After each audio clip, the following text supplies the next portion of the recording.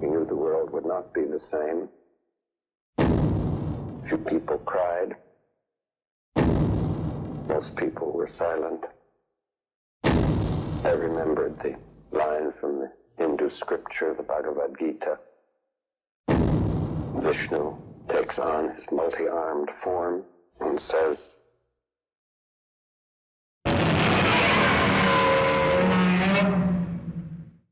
"Now I am become death, the destroyer of worlds."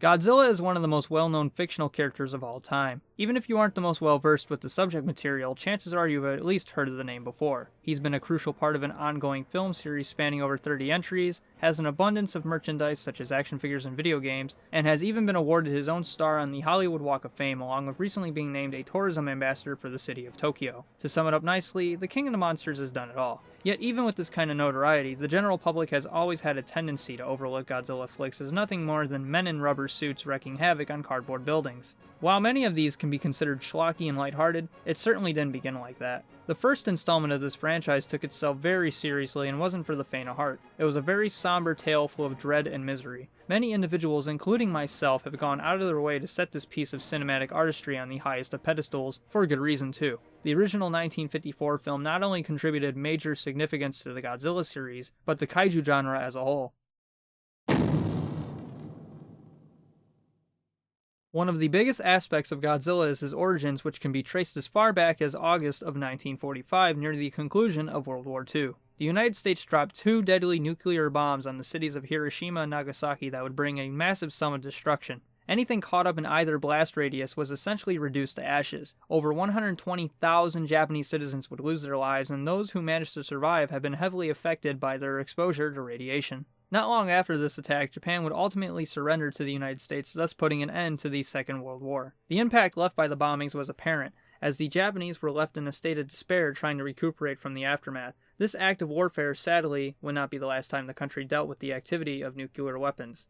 In March of 1954, the US would conduct a test, codenamed Bravo Shot, which would demonstrate the ferocity of its latest hydrogen bomb in the South Pacific at Bikini Atoll in the Marshall Islands. It was said to dwarf the destructive power of the device used on Hiroshima in World War II. However, once it detonated, the hydrogen bomb far exceeded the initial estimations of scientists, and the fallout reached its way past the danger area. This led to the crew of the Lucky Dragon No. 5 unknowingly being caught up in the crisis. Ash reigned over their boat as each of the fishermen were inflicted with fatal burns and radiation sickness. The fish caught were also highly radioactive, thus leading to the Japanese government needing to dispose of them. While most of the crew would survive, the radio operator regrettably wasn't so lucky. He passed away months later in controversial fashion. A panic would ensue in the country, causing a national protest against the use of nuclear weapons. This event was still fresh in the mind of producer Tomoyuki Tanaka, who was tasked to fill an empty slot in Toho's film schedule for the fall of 1954. Originally, Toho Studios had planned a co-production between Japan and Indonesia, however, the negotiations fell short. During his flight back to Japan, Tomoyuki Tanaka brainstormed the idea of a giant monster movie. Once he got the go-ahead from higher-ups and special effects visionary Eiji Tsuburaya became attached to the project, the conceptualization of the first Godzilla film began. Toho's first choice to direct the feature had been Senkichi Taniguchi, who was mostly well known at the time for his 1947 film Snow Trail. Taniguchi, along with other numerous directors, turned down the movie, thinking of it as nothing more than a lowbrow project. Ishiro Honda was the only one in the bunch who was willing to take on the assignment and treat it earnestly. He, Tsuburaya, and Tanaka decided to depict the monster's destruction as if it were a real-life event unfolding due to critics' tendencies to look down on science fiction flicks. This worked out well for Honda, as his biggest cinematic achievement during this period was his 1953 docudrama, Eagle of the Pacific, a piece that covered Japan's involvement in World War II, which became a commercial hit. It was during this production that he first collaborated with special effects artist Eiji Tsuburaya. In addition to his practice in filmmaking, he also gained a pacifistic viewpoint after being drafted into the Second World War. To put it bluntly, Ishiro Honda was a perfect fit for the job.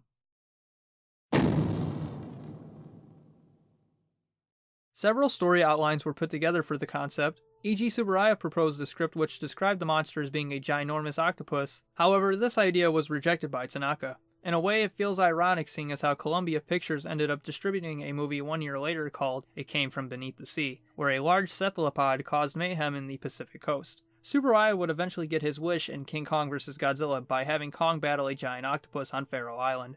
Science fiction writer Shigeru Kayama was brought aboard by Tanaka to write the story. It's no secret that Godzilla was inspired by previous monster movies King Kong and The Beast from 20,000 Fathoms, but this treatment had several moments that felt ripped straight from those films.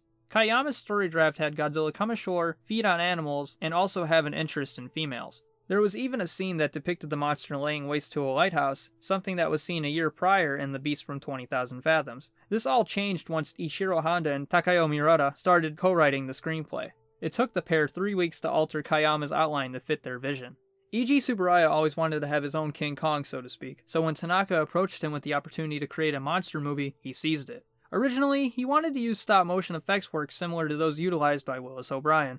Unfortunately for him, that just wasn't likely to happen with such a tight production schedule, and the lack of experienced crew needed to pull off these techniques. Tsuburaya ended up settling on having a stuntman portray the creature in the form of suitmation, which in and of itself was no easy feat. Not only would someone need to perform inside a costume, but the miniatures would have to be beefed up in order to scale correctly. This film would mark the beginning of tokusatsu media, as many Japanese-made monster movies started relying on using said method following these template set by Godzilla. Tsuburaya and his crew were pioneers of these special effects, so without their valiant efforts, none of this would have been possible.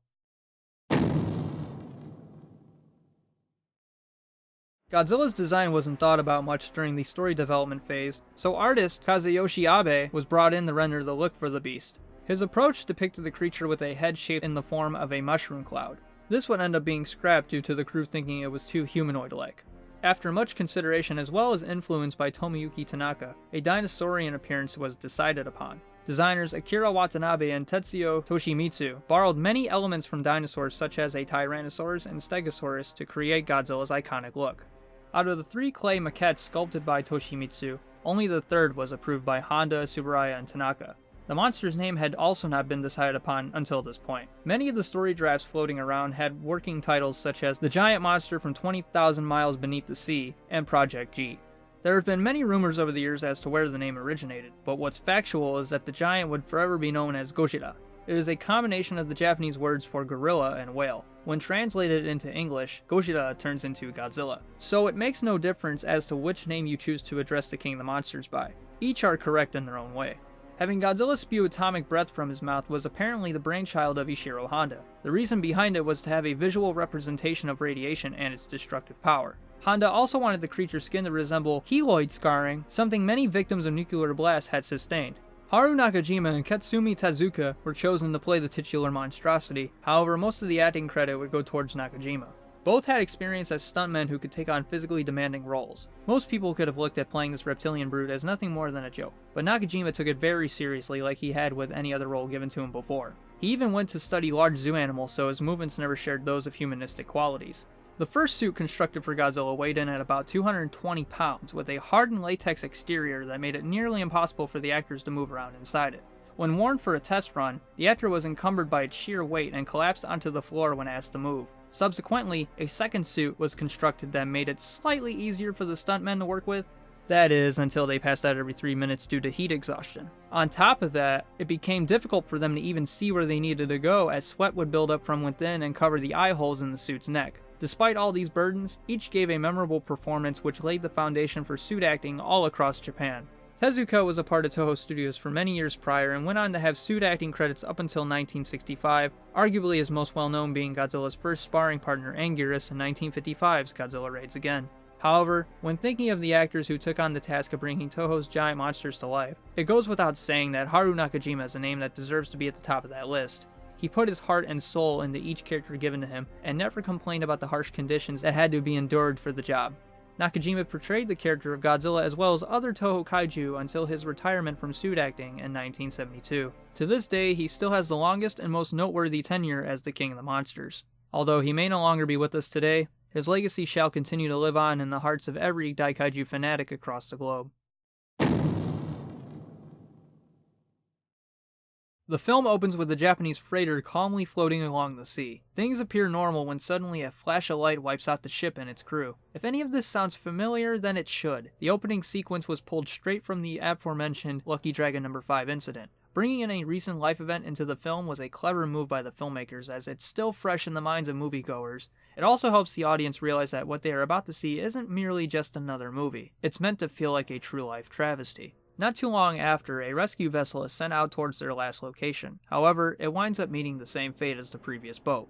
The Japanese are left puzzled as to what may have caused these sinkings. From that day forward, many other ships were wiped out, leaving very few survivors. One of them helms from Odo Island, a remote fishing village, who was able to give hints towards what happened. Fishing has become increasingly difficult for their community, as every catch brought in presents them with nothing. An elder puts the blame on Godzilla, a village legend of a sea creature who feeds on humankind. That same night, Odo Island is struck by a massive storm that ravages nearly everything in sight, while taking the life of the last remaining survivor. This character's fate was also in reference to what occurred to the radio operator months following the Lucky Dragon No. 5 tragedy.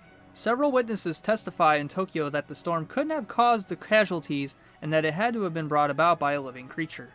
It doesn't take long for paleontologist Dr. Yamane to determine that an investigation party should be sent to the island. He's accompanied by his daughter Emiko Yamane and Coast Guard officer Hideto Ogata. We are also given a glimpse of Dr. Daisuke Serizawa, a colleague of Yamane's who shall play a very important role down the line. Once they arrive, many discoveries are made, including humongous radioactive footprints and a trilobite, a prehistoric arthropod that was thought to have been extinct. Instantaneously before any questions can be answered, the village sounds their alarm. The offender shows its scaly face to our protagonist in one of the monster's most memorable reveals of all time. Villagers retreat from the cliffside, but the creature departs to the ocean shortly after its arrival, leaving nothing behind except a trail of footprints. Back in Tokyo, Dr. Yamane presents the information found about the Leviathan he dubs Godzilla, named after Odo Island's folktale. Godzilla is confirmed to be a prehistoric creature living in underwater caves, who was awoken and brought up to the surface by nuclear testing. Yamane furthers the idea by stating an isotope had been discovered in the footprint of Godzilla, one that can only be found inside a nuclear bomb. The public is then told the truth about the disasters, bringing about a nationwide panic. An anti-Godzilla fleet is deployed with the intent of putting the monster down, but their efforts prove to be futile. Godzilla appears once more alongside a cruise ship in Tokyo Bay before submerging yet again, slowly but surely making its way towards the shoreline. Dr. Yamane is asked of ways to exterminate Godzilla, but knowing how the fiend survived a nuclear blast, he would rather study Godzilla instead so we can understand what keeps him alive. Yamane continues to argue this viewpoint throughout the majority of the film. With a scientific mindset, it only makes sense that he would try his hardest to hopefully get others to understand the potential importance that can be found from researching Godzilla. Our other protagonists have also found themselves in quite the love triangle. Emiko has an arranged engagement to Dr. Serizawa, yet she has always thought of him like a brother and is actually in love with Ogata. She intends to break off the proposed marriage but never gets the opportunity to do so. During a previous video, I touched upon this topic yet never got around to explaining why she never told Serizawa. Before Godzilla's first strike, Emiko intends on telling Serizawa her intentions to be with Ogata. Moments before, though, he shows his fiancée the dark secret he's been hiding from the entire world, the results of his latest experiment. He stumbled upon a way to destroy any sea life through the use of oxygen. Serizawa names his accidental discovery the Oxygen Destroyer. He demonstrates his device to Emiko and she is left horrified by its destructive power. Serizawa asks her to keep this a secret. Emiko then returns home that night and doesn't utter a single word. You can see just how much of a traumatic experience it was for her. She keeps her word and doesn't speak about what happened, other than telling Ogata her oversight to tell Serizawa about the two of them. In light of this, Ogata tries to gain Dr. Yamane's blessing later on. This doesn't end well, however, as Ogata decides to question Yamane's beliefs about letting Godzilla live on. Yamane's appalled by this and immediately wants him out of his house. Neither Emiko nor Ogata walk away with what they had hoped to from the start. Godzilla's first advance towards the Japanese mainland exemplifies how he's a force to be reckoned with. The military attempts to flee the menace away with machine guns, but Godzilla carries on with his malicious intents. Countless lives are taken as the lumbering beast trashes the cityscape. Those who remain alive are left having to view the utter chaos and sheer terror. Godzilla heads back to the ocean directly following the short-lived mayhem, but the message left is as clear as day. The government constructs electrical towers surrounding the heart of Tokyo in hopes of counteracting the beast's next potential attack. The JDSF and Coast Guard help evacuate those living close by the shorelines, and also issue notices of further evacuation for residents in other nearby areas. Godzilla makes landfall once more as the military prepares its defenses. His presence here feels much quieter than before. Not a single sound is heard, almost as if it were the calm before the storm. The JDSF tried desperately to keep Godzilla at bay, but all hope is lost. The nuclear menace thrashes the high-tension wires down and debuts his signature atomic breath to finish the job. He then proceeds with his rampage, turning Tokyo into a sea of fire. By the end of this demolition, the entire city of Tokyo was reshaped to resemble a wasteland with thousands of innocents left in the ruins. Hospitals the very next morning are overrun with victims of Godzilla's rampage. Those who made it out alive and breathing were still afflicted by radiation poisoning. Having to bear witness to the aftermath, Emiko finally cracks, revealing to Ogata what Dr. Serizawa has conjured up. The couple then confront the scientist and beg him to use the oxygen destroyer. However, despite knowing what Godzilla is capable of, he still refuses to allow its use. Serizawa is confident that if the oxygen destroyer were to be utilized, then the superpowers of the world may duress him into fabricating more for use as a superweapon. After a short scuffle and argument between Ogata and Serizawa, a television set airs a program that showcases the tragedy Godzilla has caused Japan. Shocked by what he's perceiving, Serizawa ultimately gives in to their pleas, but this would be the one and only time the oxygen destroyer is used, as he proceeds to burn all of his research. The very next day, a Navy ship tracks Godzilla's location via a Geiger counter. Once the monster is found, Ogata and Dr. Serizawa inaugurate preparations to employ the device against him. Serizawa insists on going with Ogata to make sure the oxygen destroyer is exploited correctly. Ogata initially refuses, but ends up agreeing, and both plunge down into the ocean.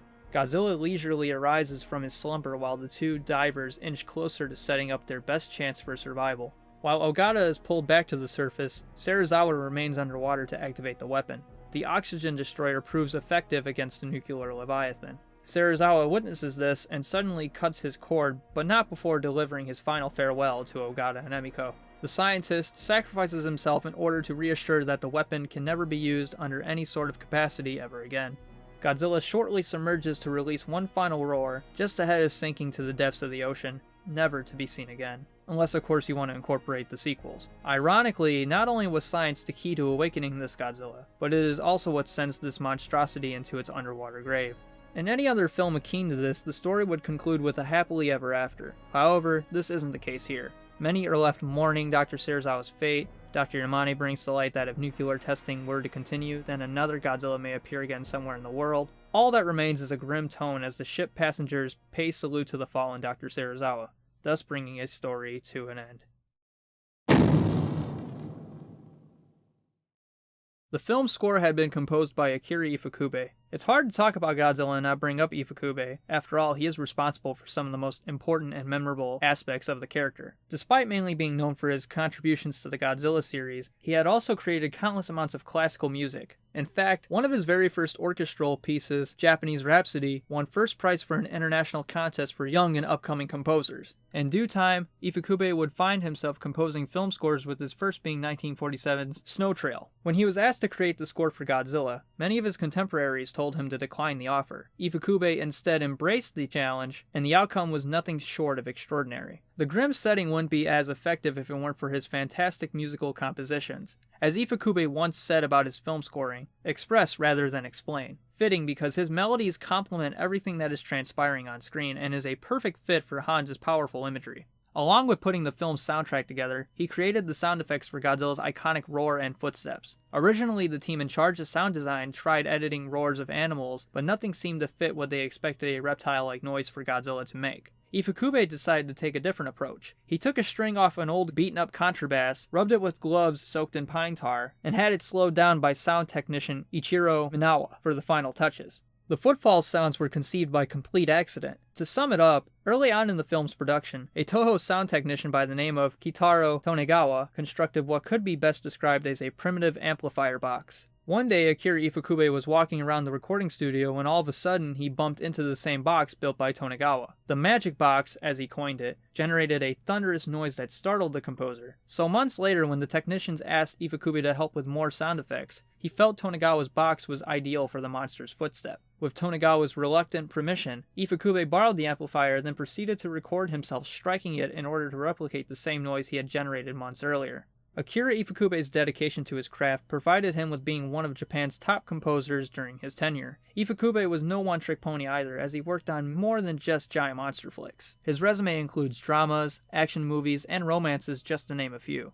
In total, he would go on to score over 250 films until his retirement with 1995's Godzilla vs. Destoroyah. Akira Ifukube's theme music for Godzilla has become synonymous with the character, and variations of his cues continue to be used to this very day.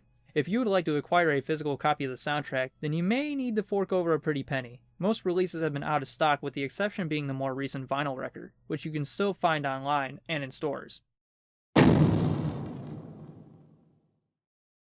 Godzilla opened in Japanese theaters on November 3, 1954, and became a financial success. With a production budget of 64 million yen, the film grossed about 152 million yen and sold over 9.5 million tickets. Today, it's still the second most attended Godzilla movie in Japan, only being outdone by 1962's King Kong vs. Godzilla. It would even go on to win a Japanese Film Award for its special effects and had been nominated for Best Picture that year, only to be upstaged by Akira Kurosawa's Seven Samurai. Critically, it was met with very negative reviews, with most accusing the film of exploiting what happened to Japan during World War II, as well as the Lucky Dragon No. 5 incident. Honda was very disappointed with how harsh the critics' reviews had been. It wasn't until much later on in Godzilla's life cycle that critics began giving the original film much respect after fully understanding the anti-nuclear message Honda and crew were trying to get across. The success of the original film could not be ignored, and eventually Godzilla would make his way to international markets. The biggest and most widespread of the bunch was the Americanization of the film, Godzilla King of the Monsters. To sum it up briefly, the rights to the 1954 film were acquired by Edmund Goldman for a mere $25,000 in September of 1955. With the help of Harold Ross, Richard Kay, and director Terry Morris, the film would be altered in order to suit what they felt an American audience would pay to see at the time. Nearly a third of the original film was cut out and replaced with new material. The idea was introduced by producers to include actor Raymond Burr in newly shot scenes for the film. Burr had been known during this period for his role as Lars Thorwald in Alfred Hitchcock's Rear Window, and would go on to play the character Perry Mason. For Godzilla King of the Monsters, Burr portrays Steve Martin, an American journalist who travels to Japan for a social call but ends up stumbling upon the story of the century. The movie follows most of the same story beats as the original cut, but tends to alter and rearrange scenes in order to fit this narrative. It is abundantly clear, more so if you have seen the original film from 1954. They even went out of their way with editing trickery to make it appear as though Burr was in the same room as the Japanese cast. A fair amount of effort was definitely put into this new edit, and despite it not being the best representation of the source material, it's far from being considered the worst. There are several other Americanizations of Japanese monster flicks that would easily take that moniker.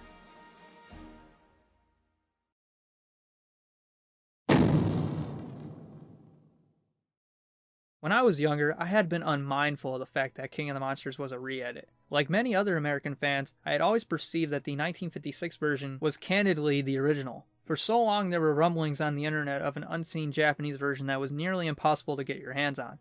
I wasn't quite so sure what to make of these claims. Little did I know the original film was being shown in select theaters across the US for Godzilla's 50th anniversary. Then in 2006, Classic Media finally put the 1954 classic out on DVD in the States. From that point on, I had learned the truth that many fans before me were also blissfully unaware of. Upon its release, my mom bought me the set, which contained both cuts of the film that I still own to this very day. As a teenager, I had constantly found myself watching the more lighthearted and action-packed entries of the series. Like many in the community, I had always thought Godzilla was the only star and never gave the human cast a chance. My first instinct was to expect just another fun giant monster movie, but by the end of my first viewing, I came to a realization that this was something much more than that. Godzilla wasn't just a fun and over-the-top monster, but a symbol for the suffering Japan had sustained during the final days of World War II. The film had a dark ambience, stellar human characters, terrific score, and an attention to detail that I had never once thought of whenever watching the American edit. From that moment forward, I gained a respect for the character that has persistently stuck with me. In my honest opinion, Godzilla is without a doubt one of the greatest monster movies of all time. Most giant creature features of the 50s had always used nuclear testing as an excuse, but here its presence is put front and center. Godzilla was a prehistoric animal struck by the bomb and left disfigured, scarred, and alone, thus leading the monster towards the closest civilization to inflict humanity's ultimate punishment for toying with nature. It was one of the first few movies made after the post-occupation of Japan by the US military to tackle the subject of nuclear devastation. The film constantly makes references to the Second World War, as well as the harm that has and could be brought about by nuclear activity. Hell, even when Godzilla approaches, you can hear his thunderous footsteps in the distance. The sound it generates feels very reminiscent of bombs going off. It's a powerful message that is fully displayed by Godzilla's destruction and mayhem throughout the course of the story, and the effect it has on the characters. With every lingering shot of people dying and cityscapes being burned to a crisp, it's no wonder why this resonated with Japanese audiences so thoroughly. The performance of the cast also brings the film up to a much respected level. Their arcs are simplistic, but executed extremely well. Most scientist characters in these films usually want to kill the monster. That is why Dr. Yamane is so unique. He is consistently on the defensive for Godzilla's survival, but since no one ever agrees with him, it sends him into a state of depression. He ultimately concedes, letting go of his desires for the betterment of humanity. Takashi Shimura is superb in this part. It only makes sense after all. He was a film veteran during this point in time. He employs the right amount of emotion and knocks this role out of the park. Akira Takarada and Momoko Kochi also deliver fine performances, showing just how tedious it is for them to openly acknowledge their relationship status. Every time they go to tell someone of significance, it's either forgotten or tossed completely to the side. Neither are able to be content with it, and even when at long last they are given what they want, it comes with a heart-wrenching tragedy. Momoko Kochi hadn't acted in many films, but her ability to show just how scarring these chains of events had been for Emiko is quite remarkable. As far as Takarada is considered, he displays the heroic characteristics to a T, which is also remarkable since this was his first major starring role. Ogata isn't quite a Superman either. He makes mistakes like any ordinary human being would, and Takarada does a fine job displaying that. While some may not think he's the most astonishing lead, what he brings to the table is a character who is willing enough to go to the distance to reassure the safety of his homeland no matter the cost. I believe that's what truly counts here. It's almost hard to comprehend that initially Ishiro Honda had envisioned Akira Takarada as Serizawa and Akihiko Hirata as Ogata. He only changed his mind after realizing that he casted Hirata as the main protagonist in one of his prior movies and wanted to spice things up a bit. Speaking of Serizawa, I've said it once and I'll say it 1,000 times over. The heaviest amount of human drama revolves around Dr. Serizawa's character arc. He has the ability to stop Godzilla's reign of terror, but has found himself morally conflicted. If Serizawa were to reveal his invention to the world, then it could create something far more destructive than the King of the Monsters. It wasn't until after watching this film so many times that I saw the similarities between Dr. Serizawa and J. Robert Oppenheimer, also known as the father of the atomic bomb. Both were responsible for the creation of potential doomsday weapons.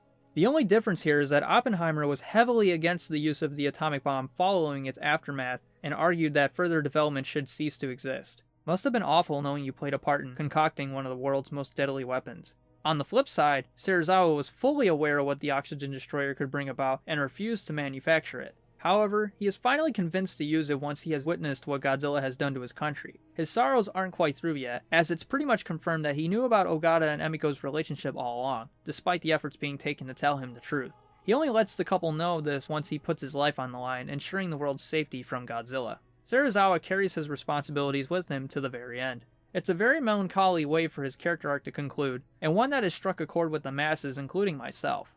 Even now there are homages to his character which just goes to show how much of an impact was left by him.